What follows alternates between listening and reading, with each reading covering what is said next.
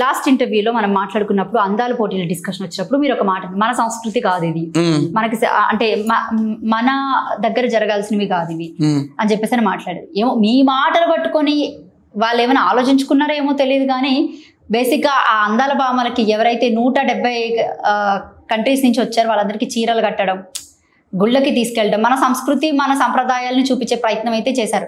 But నిజంగా చెప్పండి, ఈ అందాల పోటీల వల్ల ఏమైనా అంత రాష్ట్రానికి జనాభా ఎక్కువ ఉన్న రాష్ట్రంలో, జనాభా ఎక్కువ ఉన్న ఊర్లో ఇలాంటివి జరిగితే బాగుంటాయి, ఇలాంటివి జరిగితే బాగుంటాయి.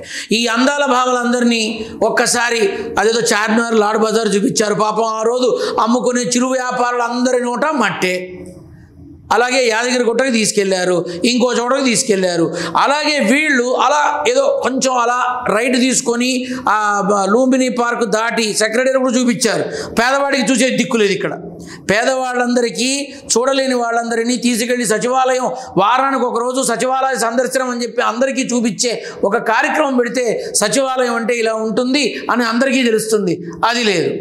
కానీ వీళ్ళని మాత్రం అన్ని చోట్లకి తిప్పారు. ఆ తిప్పేది ఏదో అలానే వచ్చి అలా కాస్త రైట్కి తీసుకొని లెఫ్ట్కి తీసుకుంటే గాంధీ హాస్పిటల్ ఉంటుంది, అది కూడా చూపించవచ్చు. అలాగే ఉస్మానియా హాస్పిటల్ ఉంటుంది, అది కూడా చూపించవచ్చు. ఏజ్ చూపించారు కదా, ఏజ్ అంటే అది ఎలా ఉంటుందో అందరికీ తెలుసు కాబట్టి, ఇవి ఎలా ఉంటాయో అందరికీ తెలుసు కాబట్టి.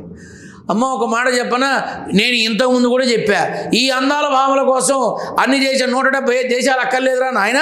గచ్చిబౌలి, మాదాపూర్, కేబుల్ బ్రిడ్జి ఈ చోట్లకి వెళితే అద్భుతమైన అందాల భామలు 175 కాదు 275 మంది దొరుకుతారు. బ్రహ్మాండమైన ఫిగర్లు ఉంటారు. అసలు మామూలు అందం కాదు.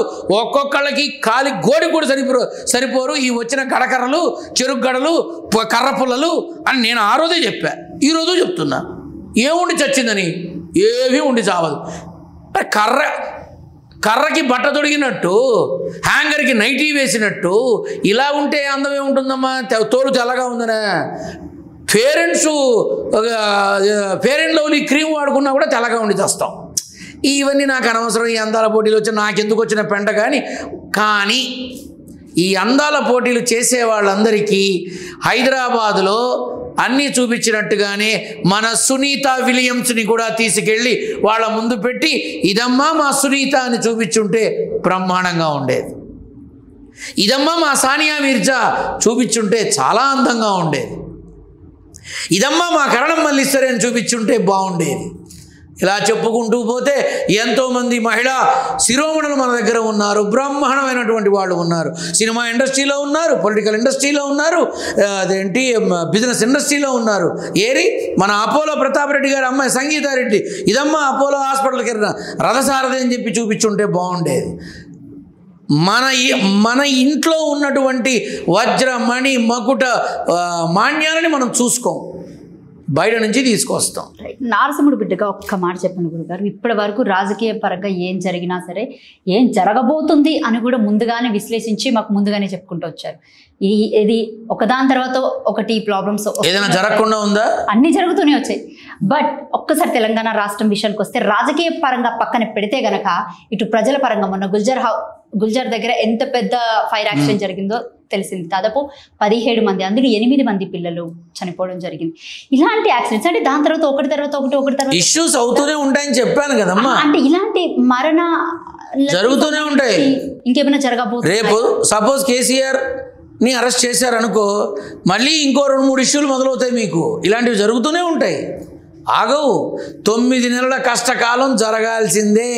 హామీలు, పథకాలు, రైతు బంధులు ఇవన్నీ 100కి 32% మాత్రమే జరుగుతాయి. 100కి 100% నేను చెప్పుకుంటా. అబ్బా 100కి 100 మార్కులు గ్యారంటీ అంట మా అమ్మతో అనేవాడిని చిన్నప్పుడు. తీరా చూస్తే అన్నీ ఫెయిల్ అయితే వచ్చేవాడిని. ఒక్క దాంట్లో 36 వచ్చేవి కాదు.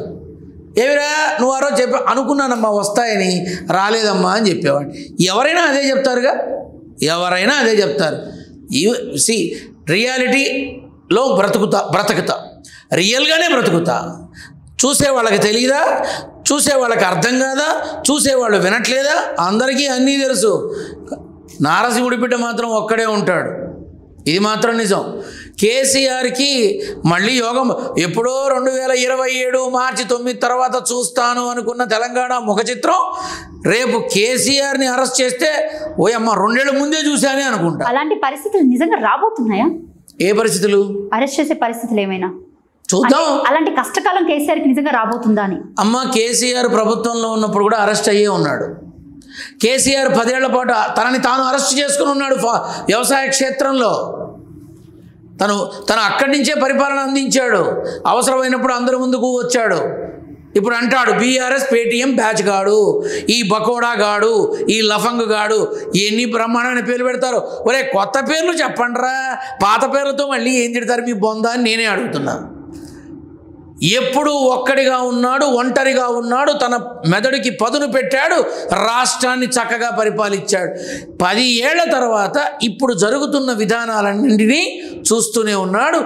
తనకి తానుగా 4 గోడల మధ్య ఉండాల్సింది 4 చెట్ల పొదల చక్కటి పొలం పంట అన్నిటి మధ్య కూర్చొని ఈ తెలంగాణ రాష్ట్రాన్ని ఏ రకంగా తిరిగి ముందుకు తీసుకెళ్ళాలి అనే ఆలోచనలో ఉన్నాడేమో. అరెస్ట్ అయినట్టేగా. వ్యవసాయ క్షేత్రానికి కూడా 4 గేట్లు 4 గోడలు ఉంటాయిగా.